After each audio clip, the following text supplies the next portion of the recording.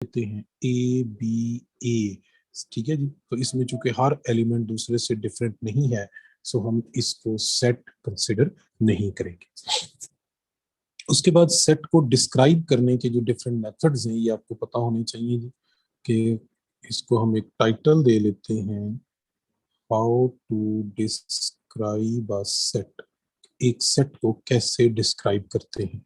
First method जो है जिस सेट को डिस्क्राइब करने का, that is known as descriptive method. ठीक है जी। डिस्क्रिप्टिव मेथड क्या होता है कि जिसमें आप सेट को डिस्क्राइब कर देते हैं, जस्ट लाइक दिस, जैसे सेट ऑफ नेचुरल नंबर्स। ठीक है जी। हमने जस्ट उसको एक लिख दिया या यूं लिख दिया जी, सेट ऑफ वॉवल्स। ठीक है जी, कि वॉवल्स का सेट है, तो this is known as descriptive method, right. Second method है जी हमारे पास, इसे हम कहते हैं टेबुलर मेथड या टेबुलर फॉर्म। टेबुलर फॉर्म में हम ये करते हैं कि करली ब्रैकेट के अंदर सेट के जो एलिमेंट्स होते हैं वो लिख देते हैं, like this 1 2 3 and so on. या दूसरा सेट जो मैंने लिखा है A E I O U, this is the set of vowels. ठीक है जी।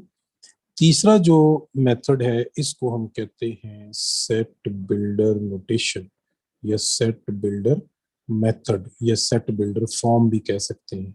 इसमें हम यूं लिखते हैं जी, x such that x belongs to natural number, यानी जो एलिमेंट होते हैं उनकी कॉमन प्रॉपर्टी हम सबसे पहले स्पेसिफाई करते हैं। ठीक है जी।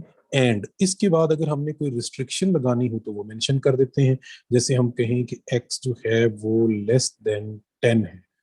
ठीक है जी। तो ये आपको रीड करना आना चाहिए। आमतौर पे एक क्वेश्चन जो बड़ा पॉपुलर है जो इससे रिलेटेड आता है वो यही है कि सेट की जो नोटेशन आपको गिवन होगी, ठीक है जी, वो नोटेशन आपको रीड करनी आनी चाहिए। ठीक है, जैसे मैं यहाँ पे लिख रहा हूँ कि आपसे वो एक सेट बिल्डर फॉर्म लिख देगा और कहेगा जी बताएं इसकी आउटपुट जो है वो क्या है, यानी कौन से नंबर इसके आउटपुट में आएंगे।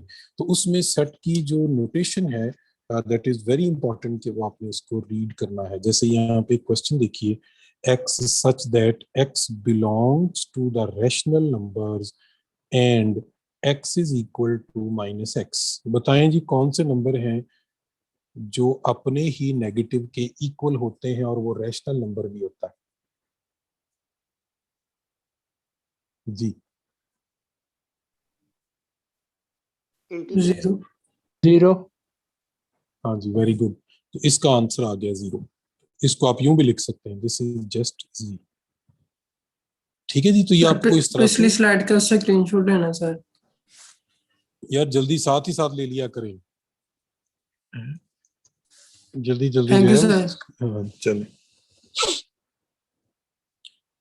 ठीक हो गया जी। तो सेट बिल्डर फॉर्म जो है ये आपको रीड करनी आनी चाहिए, पढ़नी आनी चाहिए, आप इसको रीड कर सकें। ठीक है जी। चलें, तो चलें एक और लिखते हैं जी, x such that x belongs to E and 4 less than x less than 6। क्या आंसर आएगा जी इसका? Empty set. 5। एम्प्टी सेट, इसमें कोई भी एलिमेंट नहीं आएगा। ठीक है, वो even numbers, x belongs to E, जो 4 से बड़े हों और 6 से छोटे हों, ऐसा कोई भी इवन नंबर नहीं होता। ठीक है, समझ आ गई बात की? इसके बाद आते हैं जी कुछ छोटी छोटी डेफिनेशंस पे। ऑर्डर ऑफ अ सेट क्या होता है?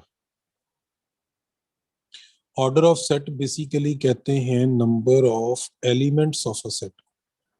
एक सेट में कितने एलिमेंट्स है, number of elements of a set, वो उसका ऑर्डर होता है। जैसे ये जो आपके सामने एक सेट लिखा है ओ, इसका ऑर्डर क्या होगा जी? 1। एम्प्टी सेट का ऑर्डर क्या होता है? 0। ठीक है। अब अगर किसी सेट में फाइनाइट एलिमेंट हो, जैसे 1 2 3 4 5, मैं आपसे पूछूं इसका ऑर्डर क्या है, तो आप कहेंगे 5। ठीक है जी। और अगर 1 2 3 एंड सो ऑन लिखा है, तो इसका ऑर्डर क्या होगा? This is infinite.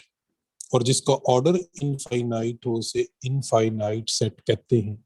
जिसका ऑर्डर हम बता सकें जी फलां स्पेसिफिक नंबर है, उसे हम फाइनाइट सेट कहते हैं। ठीक है। और जिस सेट का ऑर्डर 0 हो उसे हम क्या कहते हैं? Empty set. ठीक है, नल सेट भी कहते हैं। ठीक है, empty set, null set. Null set को 5 से रिप्रेजेंट करते हैं या फिर सिर्फ खाली ब्रैकेट्स लिख देते हैं। ठीक है जी। कुछ लोग जो है वो ब्लफ करने के लिए लिख देते हैं कि शायद ये भी एम्प्टी सेट है, so this is not empty, singleton set. ये एम्प्टी सेट नहीं है। हाँ जी, इसके अंदर एक सिंगल एलिमेंट आ गया है। ठीक है जी। अगर किसी एलिमेंट में, किसी सेट में सिंगल एलिमेंट आ जाए, जैसे 1 है या एक एलिमेंट है कैट, अब ये सिंगल एलिमेंट है, तो ऐसे सेट्स को हम क्या कहते हैं जी? सिंगलटन सेट कहते हैं।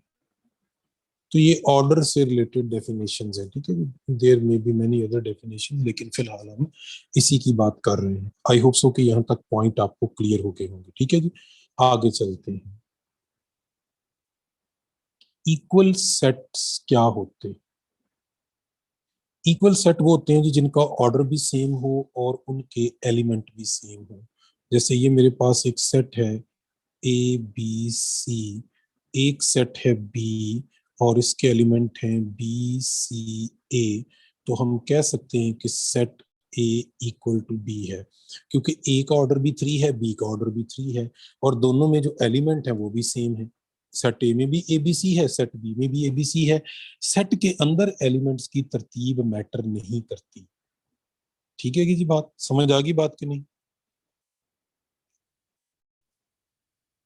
Yes sir. इसके बाद है जी इक्विवेलेंट सेट्स। ऐसे सेट जिनका सिर्फ ऑर्डर सेम हो, order of A is equal to order of B. ठीक है जी, तो वो इक्विवेलेंट होंगे। जैसे मैं यहाँ पे सेट लिख रहा हूं, ये है हमारे पास ए बी सी और सेट बी है 1 2 3। ठीक है, तो अब ये इक्वल तो नहीं है, लेकिन हम इनको कहेंगे कि ये इक्विवेलेंट सेट है क्योंकि दोनों सेट्स का जो ऑर्डर है वो सेम है। दूसरी डेफिनेशन बड़ी इंपॉर्टेंट है। एक तो ये है कि ऑर्डर सेम हो, दूसरा ये है कि there is one one correspondence between the sets, कि दो सेट ए और बी इक्वल होंगे अगर उनके दरमियान 1 1 की क्रॉसपोंडेंस है। अब 1 1 की क्रॉसपोंडेंस का मतलब क्या है? यही मतलब है कि ए के लिए इधर एक एलिमेंट 1 है, बी के लिए 2 है, सी के लिए 3 है। ठीक है ना, उधर कोई एलिमेंट बचा ना उधर कोई एलिमेंट बचा, इसे कहते हैं 1 1 की क्रॉसपोंडेंस होना। ठीक है, लेकिन 1 1 की क्रॉसपोंडेंस एक और एंगल से भी यूज होती है। देखिए मैं यहाँ पे कुछ लिख रहा हूँ, एन इक्वलेंट टू जी, फिर मैं लिख रहा हूँ जी G equivalent to P, C option है जी E equivalent O, D option है जी एन इक्वलेंट क्यू। आप बताएं इनमें से कौन सा ठीक है और कौन सा गलत है? चार्ली। चार्ली ठीक है कि गलत है? Charlie wrong. देखें, आपने यहाँ पे ये देखना है कि कौन से दो सेट्स हैं जिनकी 1 1 की इक्वलेंस है। क्यों देखना है ऐसे? वजह यह है कि आप यहाँ पे ऑर्डर तो कंप्यूट ही नहीं कर सकते, क्योंकि इन सारे सेट्स का ऑर्डर क्या है? इनफाइनाइट है। जब ऑर्डर इनफाइनाइट हो जाए तो फिर हम दूसरी कंडीशन पे चले जाते हैं, हम देखते हैं कि यहाँ 1 1 की क्रॉसपोंडेंस है या नहीं। और अगर वो सेट इनफाइनाइट हो तो 1 1 की क्रॉसपोंडेंस चेक करने का तरीका क्या होता है, बस ये मैंने आपको बताना है, फिर आप मुझे बताइएगा कि आंसर क्या है। कोई भी ऐसा सेट जिसमें आप अगले एलिमेंट को गेस ना कर सकें कि वो क्या होगा, वो सेट 1 1 की क्रॉसपोंडेंस नहीं बना सकता। लेकिन अगर आप गेस कर लें, बता सकें कि हाँ भाई इसके बाद अगला एलिमेंट ये आना है, तो फिर कोई मसला नहीं है, फिर वो 1 1 की क्रॉसपोंडेंस बनाता है अपने ही जैसे किसी सेट के साथ। क्या फर्स्ट पे आ जाते हैं जी, बताएं अभी ये ट्रू है कि फॉल्स है? फॉल्स है सर। क्यों? Why? True. This is zero true. है। यार जो मर्जी आए, मैंने जो बात की आप Children. उस पर गौर करें। मैंने ये नहीं कहा 0 आएगा कि नहीं आएगा। बी केयरफुल, बात मेरी फिर सुने। आप मुझे कोई नेचुरल नंबर बताएं और आप खुद बल्कि सोच लें कि उसके आगे उससे अगला नेचुरल नंबर आपको पता है कि नहीं पता।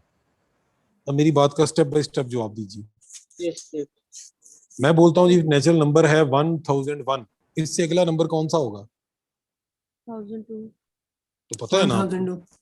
ठीक है, अब मैं एक इंटीजर बोल रहा हूँ, एक इंटीजर है जी 100005, इससे अगला इंटीजर कौन सा होगा? नहीं बता सकते। 100. क्यों नहीं बता सकते? 10006 होगा उससे। Integer, okay okay okay, integer. Integer है ना, बता सकते हैं ना। तो इसका मतलब है इन दोनों सेट्स की क्रॉसपोंडेंस हो जाएगी। समझ आ गई बात की? अब Yes, बताएं sir. जेड की और प्राइम नंबर्स की क्रॉसपोंडेंस होगी कि नहीं होगी? यस सर होगी. बता होगी। Yes, sir. आप बता सकते हैं कि अगला प्राइम नंबर क्या होगा? इवन और ऑड की क्रॉसपोंडेंस होगी कि नहीं होगी? यस सर, रैशनल नंबर की नहीं होगी. हाँ Yes, जी, sir. Very good. क्यों नहीं होगी? This is false. व्हाई? मैं एक रैशनल नंबर लिखता हूँ 1, ठीक है जी, बताएं अगला रैशनल नंबर क्या होगा? सर वो 1 पॉइंट सर कुछ हाँ भी क्या हो होगा? सकता है, फ्रैक्शन में भी हो हाँ। सकता है नहीं सर. बता सकते। नहीं बता सकते ना, असल कुछ मकसद भी है लिखाया जा बताने का। हाँ, कि आप बता ही नहीं सकते, आपको पता ही नहीं है कि इससे अगला रैशनल नंबर कौन सा है। आप कहें जी कि वो नंबर रैशनल नंबर 1/10 है, मैं कहना हूँ जी वो तो 1/100 है। आप कहें ठीक है जी 1, मैं कहूँ नहीं जी 1/100 तो नहीं है, 1/1000 है। तो ये सिलसिला तो कभी खत्म नहीं होगा। आप कभी भी नहीं बता सकते कि 1 के फौरन बाद अगला रैशनल नंबर कौन सा है। ठीक है, सिमिलरली रियल नंबर के यस साथ सर. भी क्रॉसपोंडेंस नहीं बनेगी, इररेशनल के साथ क्रॉसपोंडेंस नहीं बन सकती, क्योंकि आपको पता ही नहीं होता कि इसके बाद अगला नंबर इस सेट में कौन सा आना है। अब समझ आ गई है जी कि अगर इस तरह का इनफाइनाइट सेट आता है तो आप कैसे बताएंगे कि ये इस सेट के इक्विवेलेंट है या नहीं है। आई होप सो कि आपको क्लियर हो गया होगा। ठीक है जी, Yes, sir. Clear है. आगे ये चलते सिर्फ हैं इरेशनल और रैशनल ही वो होते हैं जो 1-to-1 कॉरेस्पॉन्डेंस नहीं कर सकते? जी। रैशनल, इररेशनल और रियल, इवन कॉम्प्लेक्स भी। ठीक है, कॉम्प्लेक्स भी इसमें आ जाते हैं। कॉम्प्लेक्स भी किसी के साथ क्रॉसपोंडेंस नहीं बनाते। ठीक होगी जी बात। आगे चलते हैं। अगला हमारा जो कॉन्सेप्ट है जी वो है सबसेट का। ठीक है, हम ये कहते हैं कि अगर हर एलिमेंट ए का सेट बी में है तो बी सबसेट ऑफ ए है। ऐसे ही होता है ना, आपको ये पता है कि सबसेट क्या होता है। तो वैसे हम इसकी डेफिनेशन ले लेते हैं कि ये 1 2 3 है। ठीक है, तो बी एक हम सेट लिख लेते हैं जस्ट 2 3। तो बी का हर एलिमेंट सेट ए में भी मौजूद है, तो हम कहेंगे B is subset of A. और इसको यूं भी लिखते हैं A is superset of B. ठीक है, याद रहेगी ये बात, बड़ा सादा सा कॉन्सेप्ट है। ठीक है, ए अगर बी अगर ए का सबसेट है तो ए जो है वो बी का क्या होता है? सुपर सेट होता है। ठीक है जी, ये सबसेट का चूंकि आपको कॉन्सेप्ट है, मैं बहुत ज्यादा इसकी डिटेल में नहीं जाऊंगा कि हम इसकी थ्योरी के ऊपर बात करें। इसके की पॉइंट्स को बात करते हैं जी। पहली बात है कि ए के आप कितने सबसेट लिख सकते हैं। एक तो आप लिखेंगे एम्प्टी सेट। एम्प्टी सेट हर सेट का सबसेट होता है। दैट्स वाई इसको कहते हैं इम्प्रॉपर सबसेट। ठीक है जी, एम्प्टी सेट हर सेट का सबसेट होता है, इसलिए इसको क्या कहते हैं? Improper subset. ठीक है, ये पता नहीं आपकी बुक में वैसे उसने शायद प्रॉपर इसको लिया हुआ है। नहीं, आपकी बुक में इसने इसको प्रॉपर लिया हुआ है जी। आप भी इसी को प्रॉपर ही लें। Don't consider it a improper subset. ठीक है, इसको प्रॉपर ही लें आप। ठीक है, जो बुक वाले ने कहा हम उसी को फॉलो करेंगे, क्योंकि आपकी बुक वाला ये कहता है कि सेट इटसेल्फ जो होता है वो इम्प्रॉपर होता है। ठीक है, तो हम सिर्फ उसी की डेफिनेशन लेंगे। ठीक है, इसके अलावा कोई भी जो सबसेट है, जैसे 1 एक सबसेट है, फिर 2 एक सबसेट है, 3 भी एक सबसेट है। ठीक है जी, हम यहाँ पे इसके डिफरेंट सबसेट लिखने की कोशिश करते हैं। और क्या बन सकता है जी इसका सबसेट? 1 2 और होगा जी 1 3, फिर आ जाएगा 2 3, और एक ये सेट बजाते खुद 1 2 3।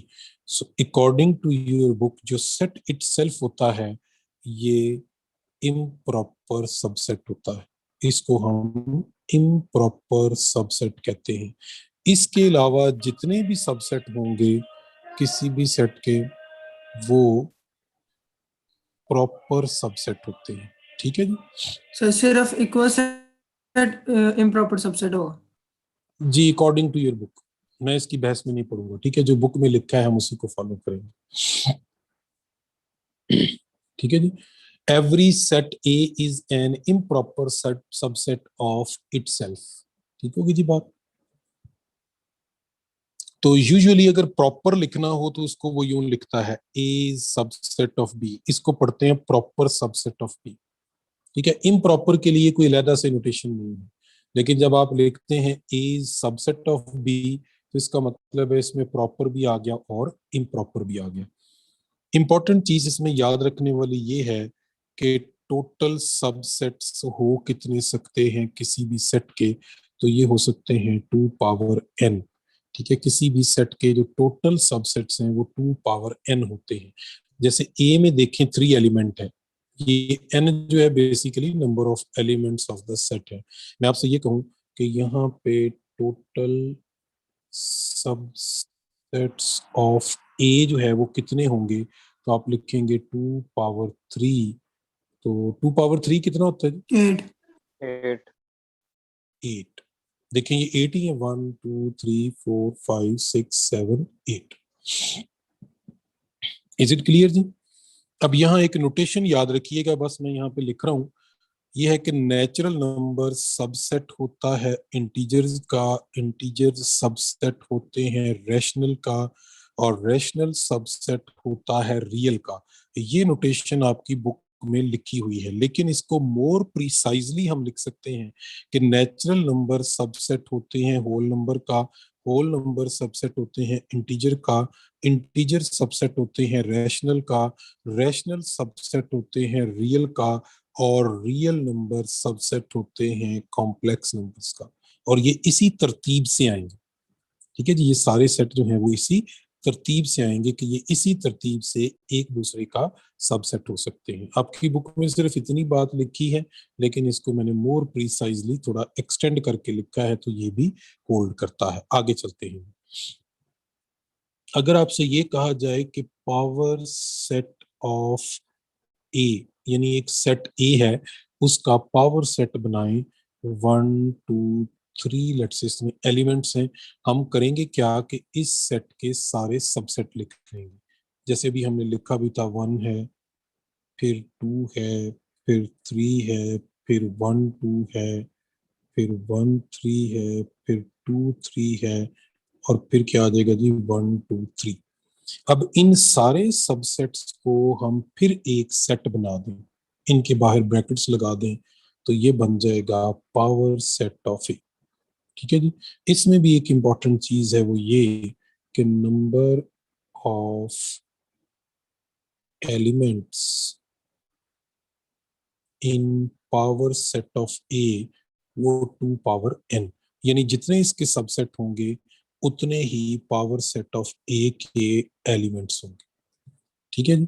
एक इंपॉर्टेंट चीज कि अगर आपसे वो कहे कि power set of empty set लिखें, तो वो ये होगा कि आप पावर यानी ब्रैकेट के अंदर 5 बना दें, या ब्रैकेट के अंदर फिर खाली ब्रैकेट्स इस तरह से बना दें, तो इसे हम कहते हैं power set of empty set. ठीक है जी। And power set of empty set is not empty. ठीक है, ये बजाते खुद एम्प्टी नहीं होगा, इसके अंदर एक एलिमेंट आ चुका है, वो 5 समझ लें, या फिर एम्प्टी सेट के अंदर खाली ब्रैकेट लिख दें, तो वो फिर ये वाला सेट बन जाएगा। आई होप सो कि जी ये की पॉइंट्स आपको क्लियर हो रहे हैं। ठीक है जी। सर इसकी ऑर्डर 1 होगी? हाँ जी, ऑर्डर 1 होगा इसका। नहीं, ऑर्डर 1 आप पावर सेट का ऑर्डर कह सकते हैं 1 होगा, इसका ऑर्डर 1 होगा। यानी power set of empty set में सिंगल एलिमेंट आता है, there is only 1 element in the power set of a set. ठीक है, आगे चलते हैं। देखिए, अगर कोई लिखा हो कि सेट जो है वो किसी सेट को बिलोंग कर रहा है, तो ये टोटल गलत इंफॉर्मेशन होगी, किसी भी सूरत में ये ट्रू नहीं होगी। कैसे? देखें, सेट हमेशा मैं सबसे बाहर, हाँ, बाहर मैं एक सेट बना दूं और मैं कहूं कि ये बिलोंग कर रहा है ए बी सी को, तो ये ए जो है ये सेट है, और सेट सेट को बिलोंग नहीं कर सकता, दिस इज रॉन्ग।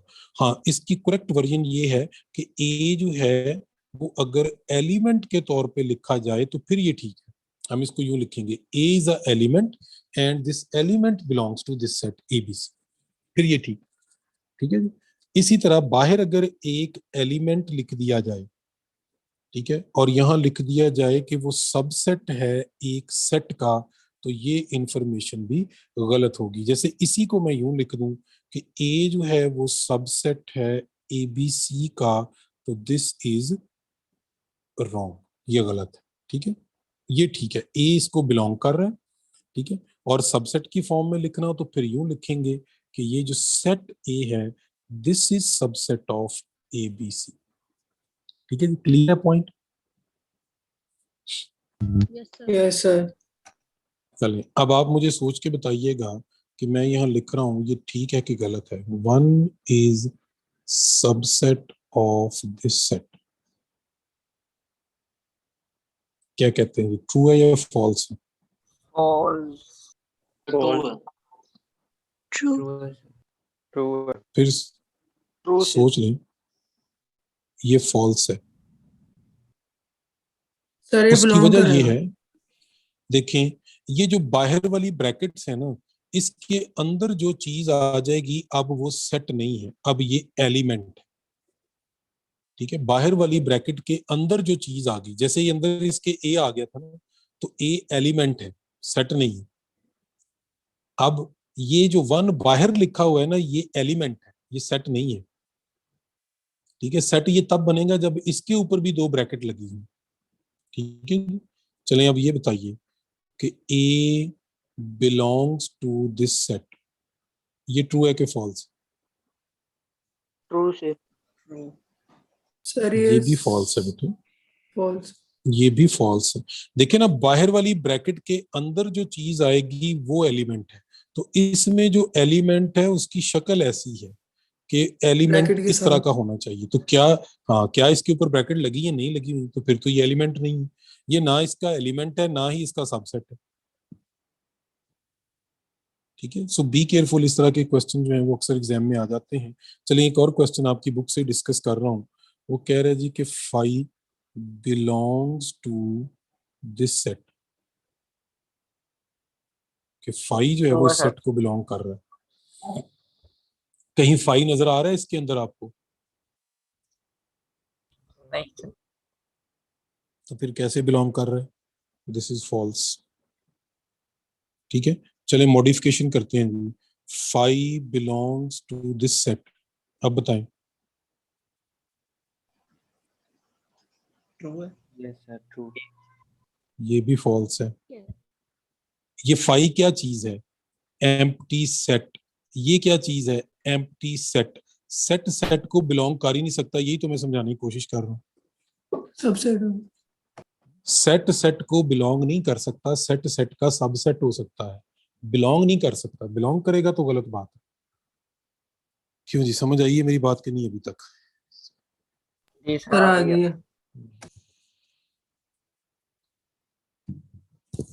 चलें जी, आगे चलते हैं, सेट की प्रॉपर्टीज को बात करते हैं। आई होप सो कि यहाँ तक चीजें आपको क्लियर होगी होंगी। प्रॉपर्टीज नहीं, सॉरी, इनको हम कहते हैं ऑपरेशंस ऑन सेट्स। पहला ऑपरेशन है जी ए यूनियन बी। ये आपको पता है कि कैसे यूनियन लेते हैं, मैं सिर्फ इनके टेक्निकल पॉइंट आपसे डिस्कस करूंगा। ठीक है जी। x such that x belongs to a or x belongs to b, a intersection b। क्या डेफिनेशन होती है इंटरसेक्शन की? x such that x belongs to a and And x belongs to b। ठीक है जी। फिर होता है जी a माइनस बी, इसको a माइनस बी यूं भी लिखते हैं, और ये होता है difference of sets. x such that x belongs to a and x does not belong to b। ठीक है जी। अगर मैंने यहां लिखना हो b माइनस ए, इसको यूं भी लिखते हैं b स्लैश ए। इसका मतलब होगा x such that x does not belong to a but x belongs to b। क्यों जी, कोई मसला तो नहीं है इस डेफिनेशन, समझ आ रही है मेरी बात? Yes, ठीक है sir. जी, यस आगे चलते हैं जी। एक हमारे पास सेट होता है, इसको हम कहते हैं सर एक यूनिवर्सल मिनट पीछे करिएगा, स्क्रीनशॉट लेना। सेट, या इसको कहते हैं यूनिवर्स ऑफ डिस्कोर्स। ठीक है जी, कुछ ऑथर इसे कैपिटल यू से डिनोट करते हैं, कुछ इसे कैपिटल एक्स से डिनोट करते हैं। यूनिवर्सल सेट एक ऐसा सेट होता है कि किसी भी क्वेश्चन के अंदर बाकी सारे सेट उसके सबसेट होते हैं, यानी super set of all the sets in a question, कि किसी क्वेश्चन के अंदर जो सुपर सेट होगा सारे बाकी सेट्स का, उसे हम क्या कहते हैं, यूनिवर्सल सेट या यूनिवर्स ऑफ डिस्कोर्स कहते हैं। यूनिवर्सल सेट की बेस पे हम एक डेफिनेशन करने जा रहे हैं जी, और वो है कॉम्प्लीमेंट क्या चीज होती है of a set. Let's say कि हमारे पास एक सेट ए है और वो किसी यूनिवर्सल सेट का सबसेट है, तो ए कॉम्प्लीमेंट हम यूं भी लिखते हैं और इस तरह भी लिखते हैं, ये इक्वल होता है यूनिवर्सल सेट माइनस ए, यानी यू माइनस ए भी इसको लिख सकते हैं। अब बाय डेफिनेशन क्या होगा जी, x such that x belongs to U and x does not belong to A. इसे हम कहते हैं कि ये ए का कॉम्प्लीमेंट आ गया। ठीक है जी, समझ आ रही है बात की? कॉम्प्लीमेंट सेट क्या चीज होती है सर एक्स भी लिख Yes, सकते sir. हैं यूनिवर्सल सेट को। जी, कैपिटल एक्स से भी डिनोट करते हैं। डिपेंड करता है ना, वो जरूरी नहीं है कि यू से करें, कैपिटल एक्स से भी कर सकते हैं, किसी और भी उससे डिनोट कर सकते हैं अगर वो मेंशन कर दे। ना मेंशन करे तो आप खुद समझदार हैं, आप देखेंगे जी कि बाकी सारे सेट अगर इसके सबसेट हैं तो वो यूनिवर्सल सेट हो जाएगा। ठीक है जी, इसी तरह देखिए जी कि डिसजॉइंट सेट्स क्या होते हैं। What are the disjoint sets? अगर दो सेट्स का इंटरसेक्शन एम्प्टी हो तो इन्हें डिसजॉइंट कहते हैं। इसके बाद है जी ओवरलैपिंग सेट्स क्या होते हैं, ये भी आपने चीजें याद रखनी है। ओवरलैपिंग सेट वो होते हैं कि अगर दो सेट्स का इंटरसेक्शन एम्प्टी ना हो। चलें यहाँ पे एग्जांपल कर लेते हैं। एक मेरे पास सेट है 1 2 3 और दूसरा जो सेट है वो है 7 8 9, तो दीज आर डिसजॉइंट सेट्स। लेकिन यहाँ पे अगर हम एक सेट ए ले लेते हैं जिसमें एलिमेंट्स हैं 1 2 3 और सेट बी जो है इसमें एलिमेंट्स हैं 3 4 5 6। ठीक है जी, एक कॉमन एलिमेंट, अगर एक भी कॉमन आ गया, एक से ज्यादा भी आ सकते हैं, लेकिन अगर एक भी कॉमन एलिमेंट आ जाए तो फिर हम उसको क्या कहते हैं जी कि ये क्या बन गया, Overlapping. ओवरलैपिंग ओवरलैपिंग सेट्स हो गए। ठीक है जी, आई होप सो कि यहाँ तक चीजें जो हैं ये आपको क्लियर हैं। अब इसमें जो सबसे इंपॉर्टेंट चीज है वो इन प्रॉपर्टीज, इन ऑपरेशंस की प्रॉपर्टीज हैं। ठीक है जी, वन बाय वन प्रॉपर्टीज को देखते हैं जी। देखिए, ए यूनियन बी जो है ये बी यूनियन ए के इक्वल होता है। ए इंटरसेक्शन बी जो है ये बी इंटरसेक्शन ए के इक्वल होता है। इस प्रॉपर्टी को क्या कहते हैं? Commutative. हाँ जी, यूनियन और इंटरसेक्शन जो है ये कम्यूटेटिव होते हैं, but A minus B is not equal to B minus A. But in general, किसी स्पेशल केस में सेम हो सकता है, लेकिन जनरली ये इक्वल।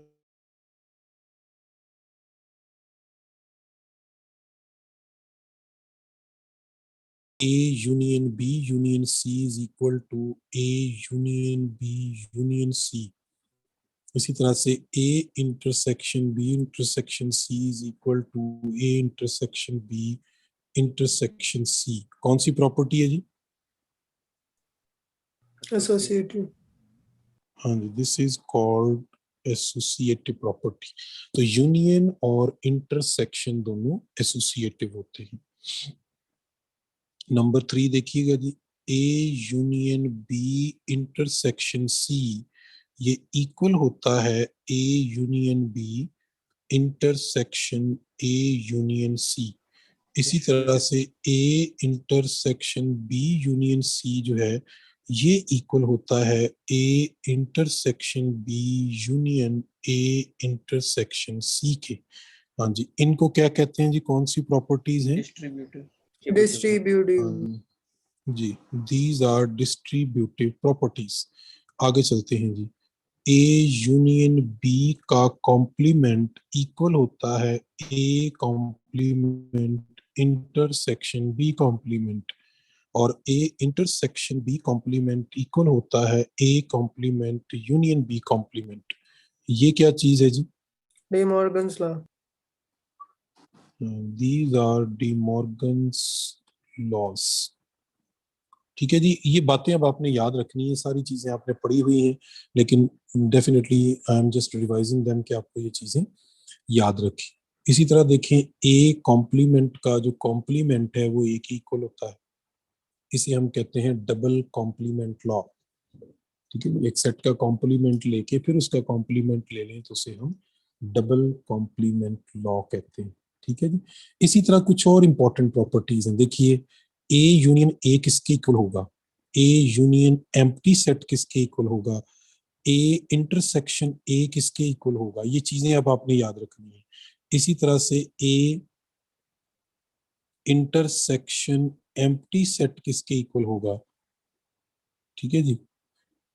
और इसी तरह से ए यूनियन ए कॉम्प्लीमेंट क्या होगा? ए इंटरसेक्शन ए कॉम्प्लीमेंट क्या होगा? तो चलें जी आंसर लिखते हैं। ए यूनियन ए क्या होगा? A. A union empty set A. A intersection A A. ठीक है। A intersection empty set Empty. Empty. A union A complement universal set. A intersection A complement empty. याद रहेंगी जी बातें ये? Yes sir. ठीक है, तो ये इस तरह के जो लॉज हैं ये आपको याद करने पड़ेंगे। ठीक है, ए माइनस एम्प्टी सेट ए होता है, जबकि empty set minus any set जो है वो एम्प्टी ही होता है। ठीक है, इसी तरह से ए में से ए अगर माइनस कर दें तो एम्प्टी सेट आएगा। मैनी लॉज हैं, अब यहाँ पे इतने ज्यादा लॉज मैं लिख नहीं सकता, लेकिन आप इनको एनी हाउ याद करेंगे। ठीक है जी, आगे चलते हैं जी। हमारे पास एक प्रिंसिपल है कि अगर आपने number of elements in two sets, union of two sets compute करने हो तो इसका फार्मूला है number of elements in A plus number of elements in B minus number of elements in A intersection B. ये एक generalised formula है। अगर इसके ऊपर हम कोई रिस्ट्रिक्शंस लगाते जाएं ये फार्मूला चेंज होता जाएगा। देखें, अगर मैं कहूं if A is subset of B, तो बताएं number of A union B में कितने एलिमेंट आएंगे, या number of A intersection B में कितने एलिमेंट आएंगे। देखें, अगर ए बी का सबसेट है तो इनका यूनियन हमेशा जाहिर है कि इनका सुपरसेट होगा, तो ए यूनियन बी में उतने एलिमेंट आएंगे जितने बी में है। और अगर ए बी का सबसेट है तो ए इंटरसेक्शन बी में उतने एलिमेंट आएंगे जितने किस में है? ए में है। ठीक है जी, फिर ये फार्मूला इसके अकॉर्डिंग आप क्या करते जाएंगे? चेंज करते जाएंगे। ठीक है जी, चलें इसी तरह से मैं आपसे इसी क्वेश्चन में पूछता हूँ कि ए बी का सबसेट है। अगला क्वेश्चन इसी से रिलेटेड कर लेते हैं कि how many elements in A minus B. ठीक है जी, या बी माइनस ए में कितने एलिमेंट आएंगे जी? अगर ए बी का सबसेट है, ठीक है, तो A minus B, number of A minus B, ये एम्प्टी सेट होगा, यानी इसमें 0 एलिमेंट आएंगे, क्योंकि ए बी का सबसेट है। तो ए में से आप बी को माइनस करेंगे तो कुछ भी नहीं बचेगा। ठीक है जी, क्लियर है? Yes sir. अब बताएं नंबर ऑफ बी माइनस ए क्या होगा? सर एक कम ए इंटरसेक्शन बी। नहीं, ये होगा number of elements in B minus number of elements in A. ज़ाहिर है ए के एलिमेंट उसमें से कम हो जाएंगे क्योंकि आपने बी माइनस ए किया है, जो कॉमन है वो कम हो जाएंगे। ठीक है, वो बाकी आपके पास उसका एलिमेंट आंसर आ जाएगा। अच्छा सॉरी, इसमें चूंकि ए बी का सबसेट है तो नंबर ऑफ बी आना चाहिए, माइनस ए नहीं करेंगे हम, क्योंकि ए बी का सबसेट है ना, तो बी माइनस ए करने से क्या फर्क पड़ेगा, उसका सबसेट है। नंबर ऑफ बी ने ठीक लिखा था मैंने क्यों सही लिखा था, उसमें से ए के एलिमेंट कम हो जाएंगे, उसका सबसेट है ऑल्दो, लेकिन उसमें से ए के एलिमेंट जो है वो कम हो जाएंगे। ठीक है, एनी हाउ ये पूरी एक लिस्ट है, कोई मेरा ख्याल है 30-40 के करीब फार्मूला आए हैं। आप इसी तरह से उनकी जो है की पॉइंट्स जो है वो याद रखेंगे। चलें एक की पॉइंट और डिस्कस करते हैं।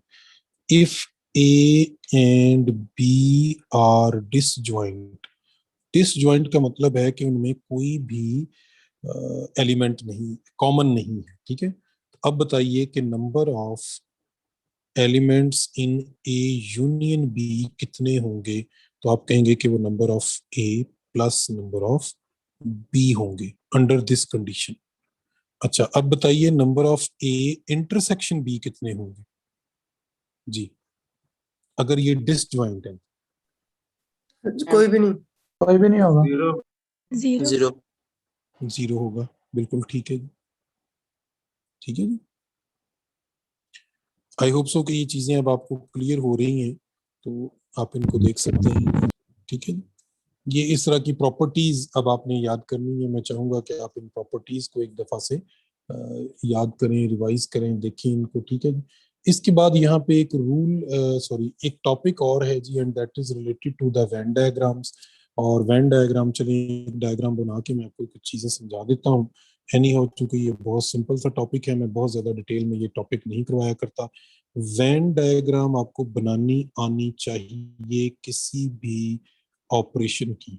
ठीक है जी, वेन डायग्राम में होता क्या है कि जी एक रेक्टेंगल बना दी जाती है और हर सेट के लिए एक सर्कल बना दिया जाता है। अब ये जो दो सर्कल हैं ये सेट ए और बी को रिप्रेजेंट कर रहे हैं, और इनमें चूंकि कोई कॉमन रीजन है तो ऐसे सेट्स को हम कहते हैं ओवरलैपिंग। तो ये ओवरलैपिंग है, और इस वक्त जो वेन डायग्राम शो कर रही है हमें, ये ए इंटरसेक्शन बी को रिप्रेजेंट कर रही है। ठीक है जी, क्योंकि ए और बी में जो कॉमन एलिमेंट होते हैं वो उसके इंटरसेक्शन में आ जाते हैं। चलें, ये मैंने एक सेट ए जो है उसका सर्कल ड्रॉ किया है, ये सेट बी का सर्कल ड्रॉ किया है। अब यहाँ मैं एक वेन डायग्राम बना रहा हूँ, ये वाला रीजन मैंने शेड कर दिया है। आप मुझे बताएंगे जी कि ये वेन डायग्राम किस ऑपरेशन को रिप्रेजेंट कर रही है। B minus A. Minus A sir. Yes, this is for B minus ए।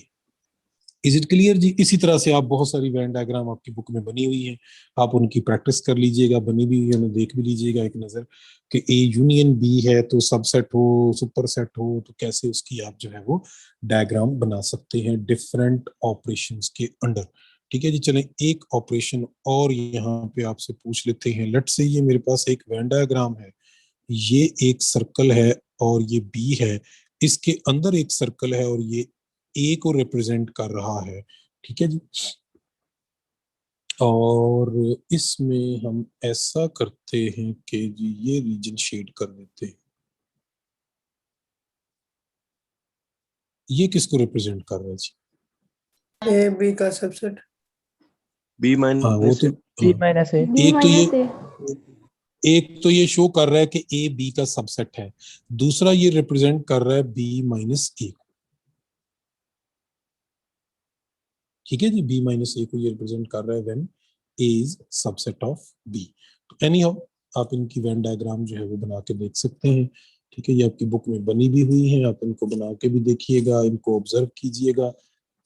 ठीक है, एक आध क्वेश्चन वेन डायग्राम का कभी कभी आ जाता है, वो आपसे पूछ सकता है कि इसी तरह से कि ये इनमें से कौन सी वेन डायग्राम इसकी फ्ला ऑपरेशन की है, या फिर वो आपसे पूछ सकता है कि एक वेन डायग्राम बनी हो और आपसे पूछ ले कि ये किस ऑपरेशन को रिप्रेजेंट कर रही है। ठीक है जी, आगे चलते हैं। इस चैप्टर में हमारा जो अगला टॉपिक है that is related to the logic. ठीक है जी, लॉजिक के बारे में हम बात करेंगे।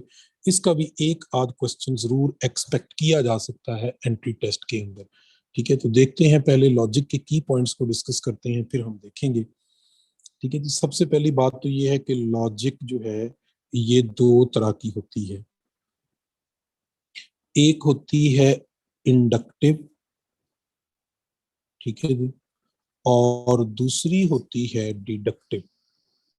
हमें वैसे इसकी बहस में पढ़ने की जरूरत नहीं है, लेकिन आप समझें कि मैथ के अंदर या साइंसेस के अंदर जो लॉजिक यूज होती है वो इंडक्टिव यूज होती है। यानी इंडक्टिव जो लॉजिक होती है ये एक प्रॉपर साइंटिफिक मेथड होता है। आपने मैट्रिक में पढ़ा होगा साइंटिफिक मेथड क्या होता है, पढ़ा है कहीं पे scientific method? Sir physics bio की में बुक पढ़ा। में नहीं, फिजिक्स में पढ़ा होगा, 9th या 10th में पहला चैप्टर है, वहां पे बताते हैं। हाँ, हाँ जी, साइंटिफिक मेथड क्या होता है जी? सबसे पहली चीज क्या होती है? पावर और एक्सप्रेस हाइपोथेसिस। नहीं, नॉट हाइपोथेसिस, हाइपोथेसिस ऐसे नहीं आ जाता। सबसे पहली चीज क्या है scientific method? Observation. Observation. Very good.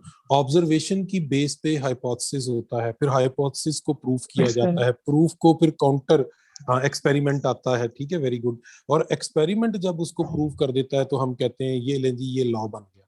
इस पूरे प्रोसेस को कहते हैं साइंटिफिक मेथड। साइंस में, मैथ में इसे कहते हैं इंडक्टिव लॉजिक, ठीक है जी। अच्छा, डिडक्टिव लॉजिक क्या होती है, किसी को पता हो? अच्छा, इसकी डिडक्टिव लॉजिक मैं वही कह रहा था कि हम बहस में नहीं पढ़ते, हम सिर्फ मैथ पे चलते हैं, लेकिन चलें क्योंकि अब बात शुरू हो गई है तो एक विद इन 1 मिनट हम इसको कंक्लूड करते हैं, ठीक है जी। डिडक्टिव लॉजिक क्या होती है, क्यों जी? आंसर से सर क्वेश्चन की तरफ जाती है। नहीं, जो फैक्ट्स पे डिडक्टिव बेस्ड लॉजिक हो। नहीं, फैक्ट्स पे बेस ना हो, एवं ही हो बस, देयर इज नो फैक्ट, ठीक है। जैसे मोहल्ले में एक बंदा बीमार पड़ गया, अब 2-4 आसपास के घर जाना पता लेने आ गए। एक खातून ने कहा हो हमारे जनाब फलां पिछले साल एक बंदे को यही हुआ था, वो 3 दिन बाद मर गया था। इट डजंट मीन कि वो बंदा भी मर जाएगा। दिस इज डिडक्टिव लॉजिक है, मैंने कह दिया अच्छा जी वो उधर भी मैंने देखा था ऐसा हुआ, इसलिए शायद इसको भी ऐसा हो जाए, ठीक है। वो फलां जो है ना, उन्होंने अपनी शादी के ऊपर जनाब ये भी किया था, ये भी किया था, हम भी ऐसा ही करेंगे। This is called deductive. बिला वजह, कोई इसकी साइंटिफिक नोटेशन नहीं है, लेकिन हम अपने इर्द गिर्द से चीजों को देखते हैं कि जी लोग ऐसा कर रहे हैं, चले हम भी कर लेते हैं, या ऐसा हुआ था तो हम भी ऐसा ही कर लेते हैं, ठीक है। उसकी कोई साइंटिफिक वजह नहीं होती, उसे डिडक्टिव लॉजिक कहते हैं, ठीक है। एनी हो, हम एक बात तो मैंने आपको क्लियर कर दी कि हम यहाँ पे जब लॉजिक की बात करेंगे तो हम इसका मतलब है कौन सी बात, कौन सी लॉजिक की बात कर रहे हैं? Inductive, inductive. ठीक है। हम हमारी लॉजिक इंडक्टिव है, ठीक है जी। इंडक्टिव लॉजिक जो है ये बेस करती है प्रोपोजिशन के ऊपर, नॉट प्रेपोजिशन। इंग्लिश में प्रेपोजिशन होती है, लॉजिक में प्रोपोजिशन होती है।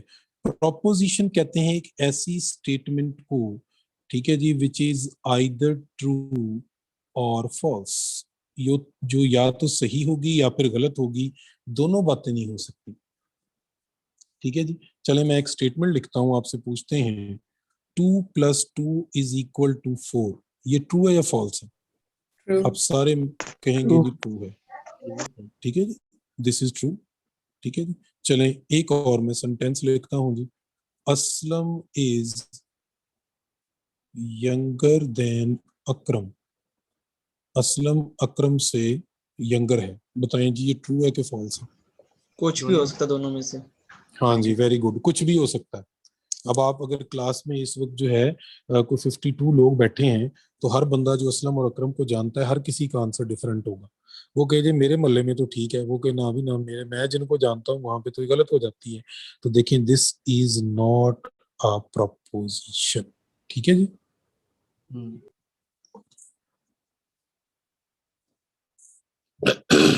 हम जो लॉजिक की बातें करेंगे वो सारी की सारी किस पे एप्लीकेबल होंगी? प्रोपोजिशन के ऊपर। और प्रोपोजिशन क्या होती है? जो ट्रू हो या फॉल्स हो। चलिए मैं एक और प्रोपोजिशन लिखता हूँ जी, 4+7 = 9। Is it proposition? Yes, because this is false. किसी प्रोपोजिशन का ट्रू होना या फॉल्स होना, इसे कहते हैं उस प्रोपोजिशन की ट्रुथ वैल्यू। यानी कहेंगे इसको ट्रुथ वैल्यू ही, चाहे वो ट्रू हो चाहे फॉल्स हो। जैसे फर्स्ट प्रोपोजिशन की ट्रुथ वैल्यू ट्रू है और सेकंड प्रोपोजिशन की ट्रुथ वैल्यू फॉल्स है। याद रहेगी ये बात भी जी। Yes, sir. पहला की पॉइंट ये है कि what is the negation. Negation के लिए हम ये साइन यूज करते हैं या फिर ये साइन भी यूज करते हैं, ये दोनों साइन निगेशन के लिए यूज होते हैं। ठीक है जी। निगेशन का मतलब होता है किसी प्रोपोजिशन की ट्रुथ वैल्यू को चेंज कर देना। जैसे मेरे पास अगर एक प्रोपोजिशन है, उसकी ट्रुथ वैल्यू ट्रू है तो उसकी निगेशन जो है वो फॉल्स हो जाएगी, और अगर उसकी ट्रुथ वैल्यू फॉल्स है तो उसकी निगेशन ट्रू हो जाएगी। ठीक है जी। जैसे देखिए टुडे इज फ्राइडे, ये ट्रू है कि फॉल्स है? False. Today is not Friday, true. True हो गया। ठीक है। तो किसी भी प्रोपोजिशन की निगेशन लेने के लिए सिंपली आप उसके साथ नॉट लगा देते हैं, या नॉट लगा हो तो नॉट हटा देते हैं। यानी किसी भी तरह से उसकी ट्रुथ वैल्यू को अगर आप फॉल्स कर दें, ट्रू है तो फॉल्स कर दें, फॉल्स है तो ट्रू कर दें, तो उसे हम क्या कहते हैं, इसकी निगेशन कहते हैं। आगे चलें जी। उसके बाद हमारे पास प्रपोजिशंस को ज्वाइन करने के कुछ रूल्स हैं। ठीक है जी। जैसे हमारे पास अगर दो प्रपोजिशंस हैं P और Q, इनको हम ज्वाइन कर सकते हैं P एंड Q से। पहला की पॉइंट। ठीक है जी। इस P एंड Q जो है इसको कहते हैं कंजंक्शन। ठीक है जी। इसे क्या कहते हैं? कंजंक्शन। अब कंजंक्शन आपने फाइंड कैसे करनी है, इसका मैं सिर्फ आपको सिंगल स्टेप रूल बताया करूंगा इन सब के लिए। ये सारा पूरा एक टेबल आपका यहाँ अभी तैयार हो जाएगा, इसका एंड पे आप स्क्रीनशॉट ले लीजिएगा, आपको याद भी हो जाएगा। वैसे याद करें तो ज्यादा बेहतर है। जब P और Q दोनों ट्रू हो तो कंजंक्शन ट्रू होती है। ठीक है जी। अदरवाइज अगर एक फॉल्स हो गया दोनों में से, या दोनों फॉल्स हो गए, तो कंजंक्शन का आंसर हमेशा फॉल्स आएगा। याद रहेगी जी बात। Yes, conjunction sir. सिर्फ एक ही दफा ट्रू होगी जब P और Q दोनों ट्रू हो, और कंजंक्शन का साइन एंड वाला साइन होता है। ठीक है जी। इसके बाद आ जाएंगे जी P और Q। ठीक है जी। P और Q इसको कहते हैं डिसजंक्शन। अब डिसजंक्शन जो है ये एक ही दफा फॉल्स होगी जब दोनों फॉल्स हों, वरना ये हमेशा ट्रू होती है। मेरा ख्याल है बड़ा आसान तरीका बता दिया मैंने, याद रखने का। ठीक है। अगर दोनों स्टेटमेंट फॉल्स हो तो ये फॉल्स हो जाएगी। ठीक है। वरना ये हमेशा ट्रू होगी। ठीक है। इसको कहते हैं डिसजंक्शन। ठीक है जी। आगे चलें। नेक्स्ट हमारे पास जो है जी वो है इम्प्लीकेशन। इसको कहते हैं इम्प्लीकेशन। P implies Q। ठीक है जी।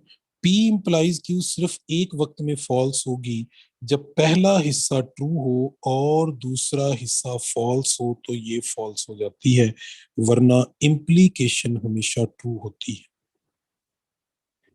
क्यों जी, समझ आ रही है बात की? मैं बड़े सादा से लफ्जों में आपको सिंपल ट्रिक्स के साथ एक एक पॉइंट सिर्फ याद करवा रहा हूँ, उससे आप किसी भी जो है प्रोपोजिशंस के कॉम्बिनेशन का रिजल्ट जो है वो फाइंड आउट कर सकते हैं। आगे चलते हैं। नेक्स्ट हमारे पास है जी ये एक साइन। इस साइन को कहते हैं डबल इम्प्लीकेशन, या इससे बाई कंडीशनल भी कहते हैं। ठीक है। ये बाई कंडीशनल भी है, नीचे इसका दूसरा नाम लिख देता हूं। This is also known as double implication. ठीक है। ये जो इम्प्लीकेशन है इसका दूसरा नाम कंडीशनल भी है। ये नाम इनके याद रखिएगा। ठीक है जी। इसको याद रखना बड़ा आसान है। बाई कंडीशनल में अगर दोनों ट्रू हो तो ये ट्रू होती है, दोनों फॉल्स हो तब भी ये ट्रू होती है। यानी दोनों की ट्रुथ वैल्यू सेम हो तो ट्रू होती है, दोनों की ट्रुथ वैल्यू डिफरेंट हो जाए तो ये फॉल्स हो जाती है। क्यों जी, ये पॉइंट क्लियर है? तो आगे चलते हैं। Yes sir. Yes, sir.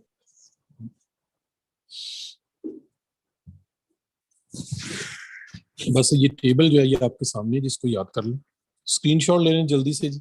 अब हम इसके क्वेश्चंस की तरफ जाएंगे, आगे कुछ बातें डिस्कस करते हैं। 6 मिनट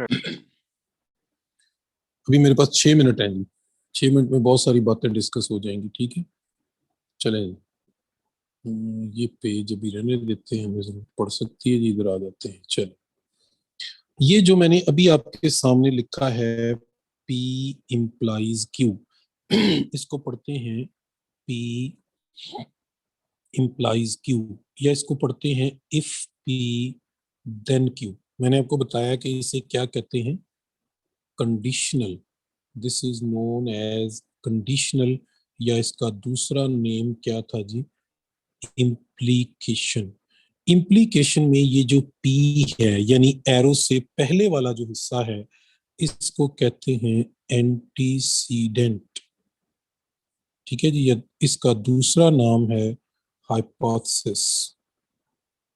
एंटीसीडेंट या क्या कहते हैं इसे, हाइपोथेसिस। ये जो क्यू है इसको कहते हैं कॉन्सिक्वेंट, या इसका दूसरा नाम है कंक्लूजन, ठीक है जी। अब इसके साथ कुछ चीजें एसोसिएट कर रहा हूं मैं। नंबर 1, अगर इन दोनों को चेंज कर दें, यानी P इंप्लाइज Q को Q इंप्लाइज P लिख दें, ठीक है, पहला हिस्सा बाद में, बाद वाला हिस्सा पहले लिख दें, तो इसे कहते हैं कि हमने ओरिजिनल इम्प्लीकेशन का कन्वर्स फाइंड कर लिया है। या वो आपसे कहे कि P इंप्लाइज Q का कन्वर्स लिखें, तो आप दोनों की जगह बदल देंगे, ये उसका कन्वर्स हो जाएगा, ठीक है जी। सेकंड, वो आपसे कहे कि इसका इनवर्स लिखें, तो आपने क्या करना है, दोनों जो पोर्शन है PB और QB, इनकी निगेशन कर देनी है, तो ये इसका इनवर्स हो जाता है, ठीक है जी। तीसरी चीज जो इसके साथ एसोसिएट की जाती है, दैट इज द कंट्रापॉजिटिव। वो आपसे कहे इसका कंट्रापॉजिटिव लिख दें, तो ये दोनों काम आपने करने हैं, यानी Q और P की जगह भी बदल देनी है और इन दोनों को निगेट भी कर देना है, यानी इनकी निगेशन भी ले लेनी है, ठीक है। मैं आपको इसके क्वेश्चन करवाता हूँ, ये जल्दी से स्क्रीनशॉट लें जी। मेरे पास अभी 4 मिनट है, मैं आपको 2-3 क्वेश्चन कम से कम इसके करवा देता हूँ। देखिए जी, मैं आपसे कहूं कि मेरे पास है A इंप्लाइज निगेशन B, और आप इसका बताएं कन्वर्स क्या होगा, तो आप सिर्फ इन दोनों की जगह बदल देंगे, बाद वाला पहले, पहले वाला बाद में, ठीक है जी। मैं आपसे कहूं इनका इनवर्स बताएं क्या होगा, तो A की भी निगेशन ले लें, वो निगेशन A हो जाएगा, B की निगेशन लेंगे तो वो निगेशन का साइन खत्म हो जाएगा, ठीक है जी। अब मैं अगर आपसे ये कहूं कि इसका कंट्रा पॉजिटिव लिखें, क्या होगा जी कंट्रा पॉजिटिव इसका, B implies negation A. Very good. दोनों की जगह भी बदल दी और उनका निगेशन भी ले लिया। Is it clear? Yes, sir. Yes, sir. जी सर। ठीक है। बी का अब negation।